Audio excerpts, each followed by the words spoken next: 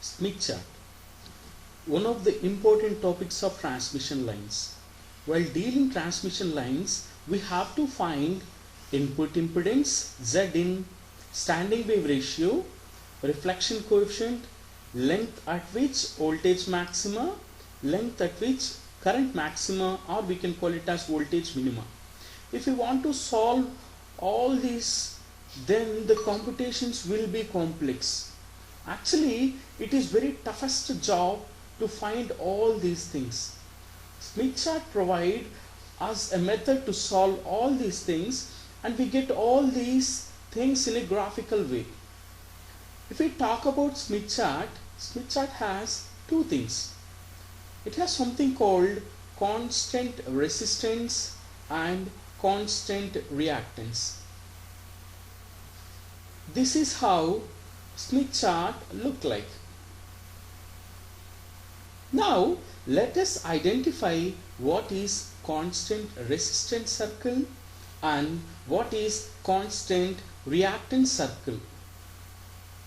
If I look here, there are some circles right here, these circles are called constant resistance circle. And then what is constant reactance circle? If we observe, there is something here. See, this is what these are also called circles. Even in the downside also, this circles is called constant reactance circles. We have identified Smith chart has two things. One is constant resistance and constant reactance. Let's proceed. What else is there in the Smith chart? I can see something written here. Wavelength towards the generator. Look here. Wavelength towards the generator. And there's something written here. Wavelength towards the load. Wavelength towards the load. Let us understand what do you mean by this. If you remember normal transmission line which we used to draw.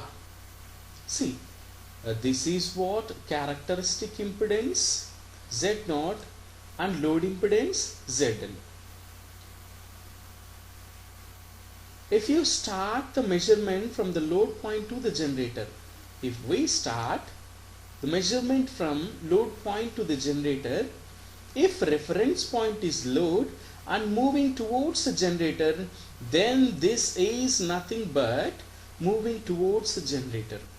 But if your reference point is generator and moving towards the load,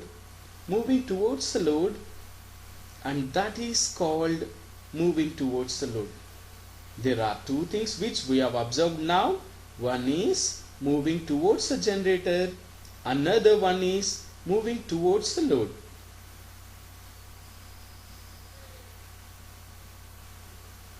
Either you can measure, so problems they can ask, either you can measure from, that is moving towards the load or moving towards the generator. Let us consider, just look here, the starting point. From the starting point, now it is measuring 0. From here to half of the circle, it is 0.25. Half of the circle is 0.25. Now if you take a complete circle, then we will get 0.5. It means that I am moving a distance of lambda by 2, and this is very important. For a full circle, I am moving a distance of lambda by 2. Now somebody may ask, if I want to cover lambda distance, the answer is very easy. If one circle in the Smith chart giving you lambda by 2, then you need two circles. Lambda by 2 plus lambda by 2 is equals to lambda. Another important thing here to note is there is something called angle of reflection coefficient. Just look here, angle of reflection coefficient. We'll see this importance when we will solve the problem using a Smith chart. Now, the question is how impedance will be plotted in case of Smith chart. How impedance will be plotted in case of Smith chart. Now again draw the transmission line of characteristic impedance Z0 and load impedance ZL. The transmission line of Z0 and ZL. Let us, the characteristic impedance Z0 equals to 50 and ZL equals to 50 plus 100J, or you can take anything called characteristic impedance is 50 and load impedance is 100 plus 50J. If I go to the Smith chart, none of the values is 100. How we are going to deal this situation? If I am just going to the Smith chart, I didn't find any point here, it is measuring 100. So now what I have to do is, in case of Smith chart, everything is plotted in terms of normalized.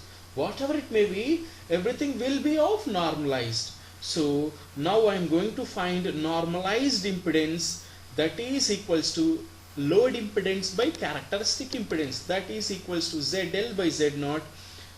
Now I have given the values 100 plus 50J divided by 50, that gives 2 plus 1J. Now we have to plot 2 plus 1J, that is normalized load impedance. So here 2 is resistive part and 1 is imaginary part, or we can call it as reactive part.